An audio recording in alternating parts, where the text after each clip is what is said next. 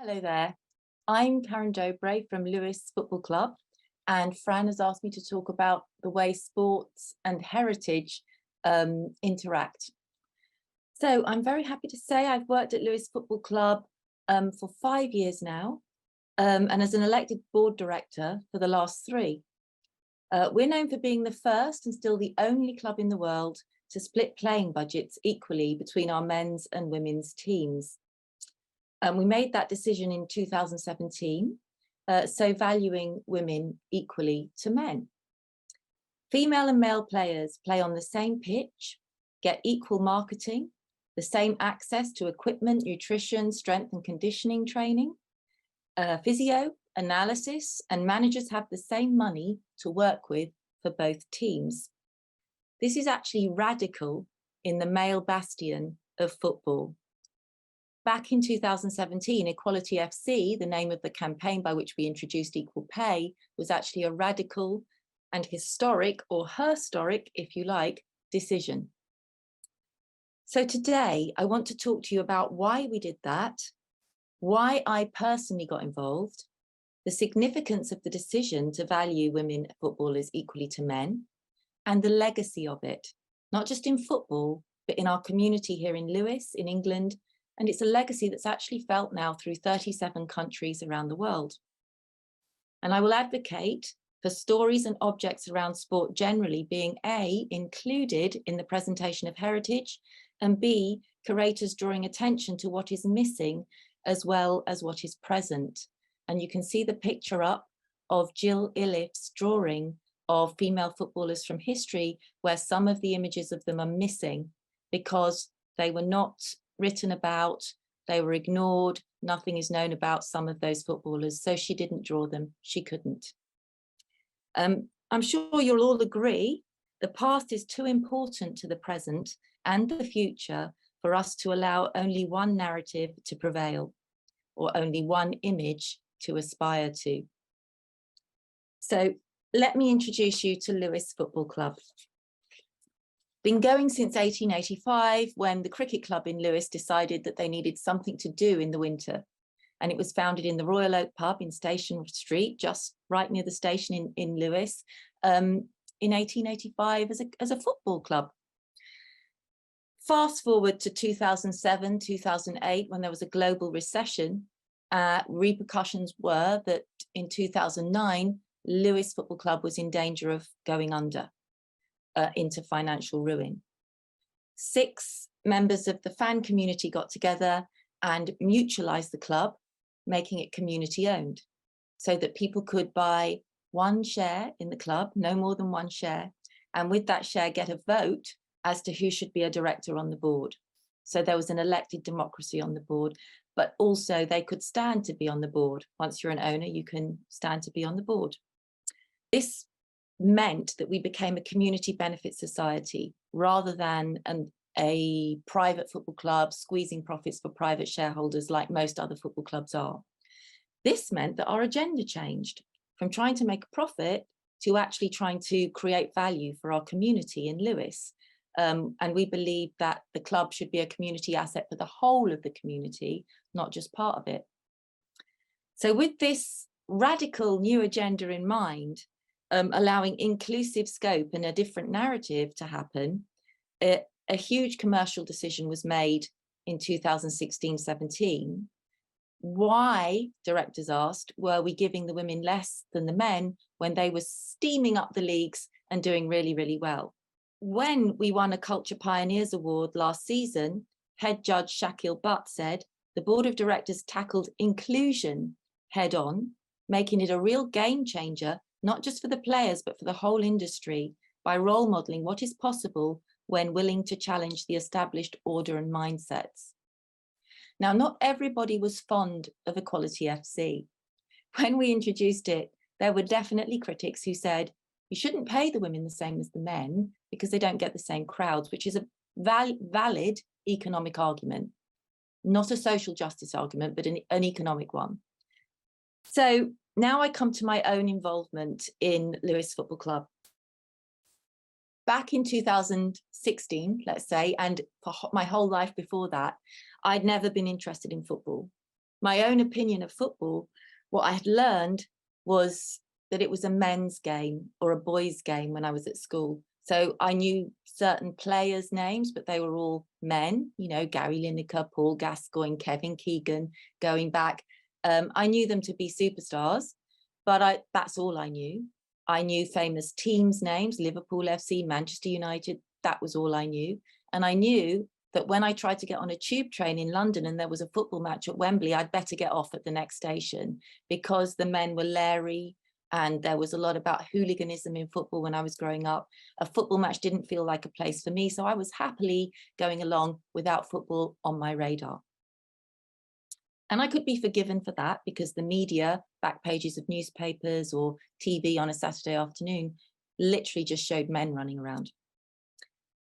When I heard about my local football club introducing equal pay and making international headlines around the world, I'm ashamed to say I didn't even know that women played football, let alone that they weren't paid the same as men to play the same game. So out of curiosity, I went down to the Dripping Pan. That's the ground, our home ground, and I watched a women's match.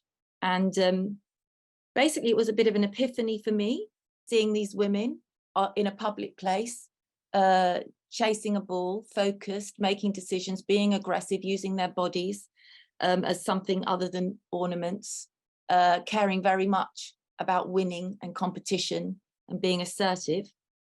And the critics that said that they shouldn't be paid the same as the men, I felt cross with, and my anger spurred me to do something. I wanted to get more women to come and watch these women play because I felt it was the antidote to the sexist guff that was all around us and the suit that we kind of lived in. To see these women playing in public like this was the opposite of how I had been taught women should be.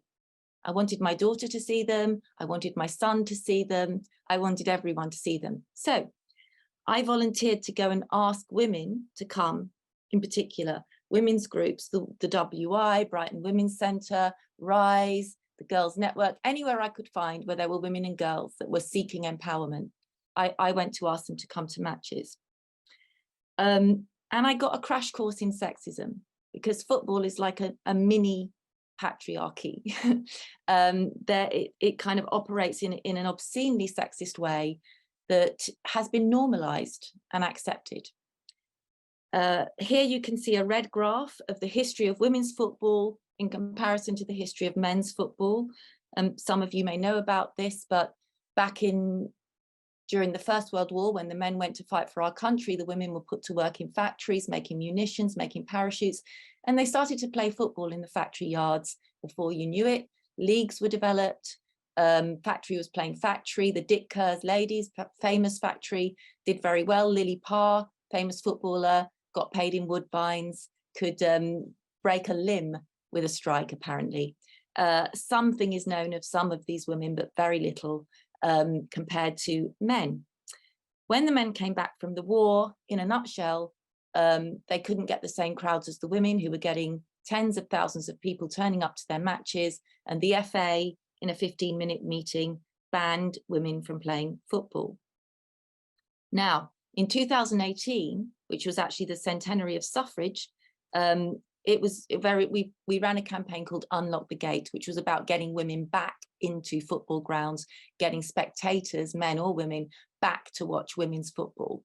A lot of people didn't realize that women's football had ever been so popular, understandably, because men's football had the uninterrupted monopoly over everything in football, whether it was TV rights, broadcasting rights, which is where all the money is, or whether it was pay and prize pots, whether it was school playgrounds. You know, men and boys had that monopoly, girls and women didn't think it was for them.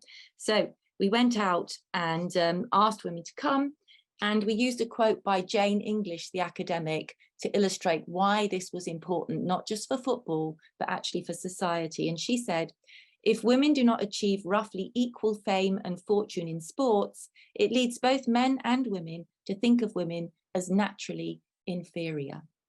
Now, football is the most popular sport in the world, with some 3.6 billion fans around the world. When I went to tell what I call unwelcome women about what Lewes FC had done, introducing equal pay and equal value for women, the jaw-dropping moment was when I told them about this history of women's football and the impact that it had on all of our culture. So heritage really, in my mind, is about claiming where we're coming from, shaping it, making it visible and honouring it. I knew I was not valid in football. I got that message everywhere I went when I started to volunteer for Lewes FC. And it was clear from the media around me and the culture of football fans and matches. I hadn't known the history and how it had properly shaped the present. When I got elected onto the board as a director in 2019, let me tell you, my friends were laughing me under the table. They were saying, "What are you doing at a football club? Why?" And when I went to men's away matches with Lewes FC men, I got askance looks from people because that was really 95% men there. The women were basically making the tea in the hatches. Still today, I'd speak to cab drivers about what I did. They were shocked. It was dangerous. They nearly fell off their seats and stopped driving. I hadn't known that I wasn't valid in football as a woman until I got involved. But female footballers were not valid in football either, and they did know it. They've known it all their lives. Playing on inferior pitches, asked to take up ballet instead, paying to play, ignored by sponsors, outcast by friends who conformed to gender stereotypes, receiving joke prize money for their efforts, old kits to wear that fit men's bodies. A great example of heritage is the coffee set that you can see that I met footballer Petra Landers recently, and she showed me. She's German, and she won this coffee set when Germany won the Euros in 1989 instead of any prize money. So female football heritage had not been transmitted. It was not widely known. So to criticize Equality FC, people said, and these are direct quotes, actually, it wasn't people, it was men. They said, they don't deserve to be paid the same. It's a niche sport. Nobody wants to watch it. The ignorance of the ban and the monopoly they'd had as men was mind-blowing. Anyway, we did get women to come. Our campaign was successful. We quadrupled the women's gate in 2 seasons. Both first teams were promoted as a result of Equality FC and all the buzz that we had around the club. Sponsors came in, big sponsors, and there was a strong business case for inclusion of women in football. I learned a lot as well as a woman in football. I'm still learning, actually. And I'm going to illustrate with a picture of a kettle, something I learned pretty quickly. When I first joined the board, there was one other woman on the board. She didn't always attend meetings. And I came to my first board meeting and there were all men. There were 10 of us around this table, me and 9 men. And I knew these board meetings went on for about 3 hours. I didn't understand why nobody had a cup of tea. And there was a kettle there were tea bags, there was coffee, there was milk, there was sugar, there was everything you could want. And growing up, my mum had taught me that if anyone comes to the front door, the minute they come in, you offer them a cup of tea and a sandwich. Anywhere you go, you offer people a cup of tea. So I went to the kettle. I said to everybody, who wants a cup of tea? And it was like, yeah, I'll have 2 sugars, black coffee for me. Yeah, I'll have it, but could you leave the tea bag in quite a long time for me? And oh yeah, just anywhere it comes out, that's fine. So I was remembering all of these orders in my head and missed the first 10 minutes of the board meeting because I was by the kettle and I brought the tea to everybody, and I realized that was a big mistake. I'd got marked and I needed to change some of my own gender stereotyping in order to properly function in football on this board. So that's an unlearning that I've been doing. The other lessons I've learned are multitude, and they're mainly from women footballers, to be honest. You know, how to work in a team, how to be assertive, how to take up space and use your voice, certainly on the pitch. Brilliant. So now I'm briefly going to advocate for the inclusion of sport in heritage. In 1896, at the first modern Olympics in Athens, women were barred from taking part. The founder, Baron Pierre de Coubertin, argued an Olympics with women would be impractical, uninteresting, unaesthetic and indecent. He went quite a long way to turn women away. And let's compare that to a direct quote from the FA at that momentous meeting, the governing body of football, when they banned women 100 years ago. They said, complaints have been made as to football being played by women. The council felt impelled to express the strong opinion that the game of football is quite unsuitable for females and should not be encouraged. The council requests that clubs belonging to the association refuse the use of their grounds for such matches. Gail Newsham, author and historian, says, what drives me mad is the injustice of it. Imagine saying to Kelly Smith or Megan Rapinoe or any of today's players, that's it, you're not playing anymore, you're banned. Nobody's going to remember it. Whatever you've done, it doesn't matter. Nobody's going to care or remember. Imagine that. You can't imagine how they'd feel, can you? But that's what happened to these women. Now you can see pictures of Lewes FC women playing. That's how they play. Rough, tough, tumble. Great for undoing stereotypes. And yet, sport and football is very good for all of us, for our bodies and for our mental attitude. Football is one of the most accessible team sports to play. You just need space, jumpers for goalposts and a ball. And teaches vital leadership skills of decision-making and teamwork and effort and reliability and sacrifice, using your body in a non-self-conscious way. Very important for girls, for women, for your daughter. Believe me, Lewes FC women are not decorations. They are not the ornaments that you can be. Women the world over really can be forgiven for thinking that they should be. If you want a healthy daughter who aspires to a good career, bring her to watch female footballers play their matches. Bring her to watch Lewes FC women play. Tell her about what happened to women footballers all those years ago and lift the curtain on her football heritage.